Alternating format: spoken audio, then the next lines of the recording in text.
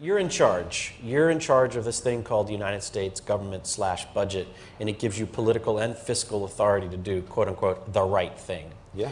Would you mark to market balance sheets today and create the economic downside that would follow? Or would you put in place, or attempt to put in place, some kind of economic policies to get you to a better place down some theoretical road? I mean, how do you solve a problem where you're spending 10% of, you're running a 10% fiscal deficit? You're not going to get growth in the absence of private sector credit demand. So the government's idea right now is we're going to export our way out of this. And when I asked a senior member of the Obama administration last week, how are we going to grow exports if we won't allow nominal wage deflation? And he says, we're just going to kill the dollar. And I said, okay, more you mean. So that's the only answer. And that's a dead answer. It's a dead answer, but that's where we're headed. Thursday at about 11 o'clock in the morning, the Federal Reserve noticed a tremendous drawdown of money market accounts in the United States to the tune of $550 billion was being drawn out in a matter of an hour or two. The Treasury opened up its window to help. They pumped $105 billion in the system and quickly realized that they could not stem the tide. We were having an electronic run on the banks. They decided to close the operation, close down the money accounts, and announce a guarantee of $250,000 per account so there wouldn't be further panic out there. And that's what actually happened. If they had not done that, their estimation was that by 2 o'clock that afternoon, $5.5 trillion would have been drawn out of the money market system of the United States, would have collapsed the entire economy of the United States, and within 24 hours the world economy would have collapsed.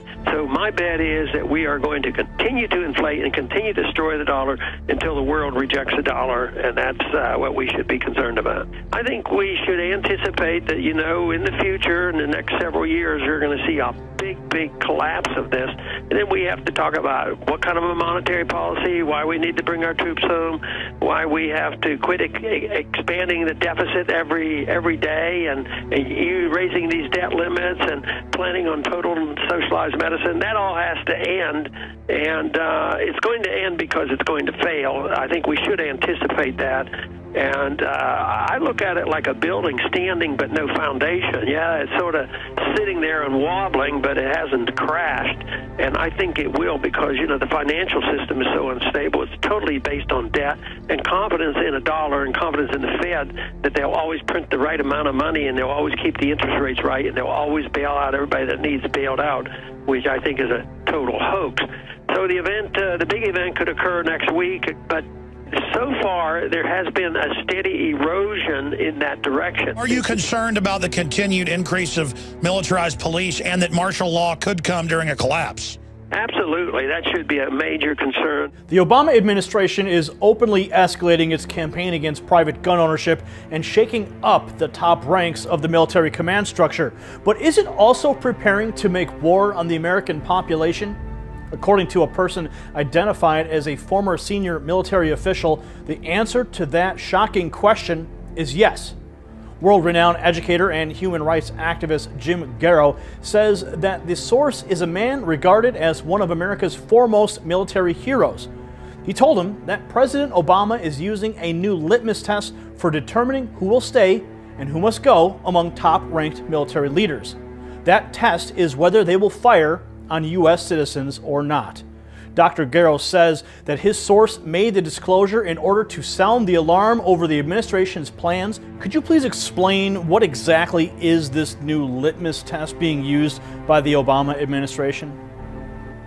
Well, I think what's been expressed to me is that officers at the highest level are being asked a hypothetical question in which they're asked, would you be able to follow your oath of office and follow the command structure and the orders given you by someone in a rank above you, up to and including the commander-in-chief, if a scenario developed where a group of people would not submit and lay down their arms when ordered to, could you find yourself obeying the order to fire on American citizens?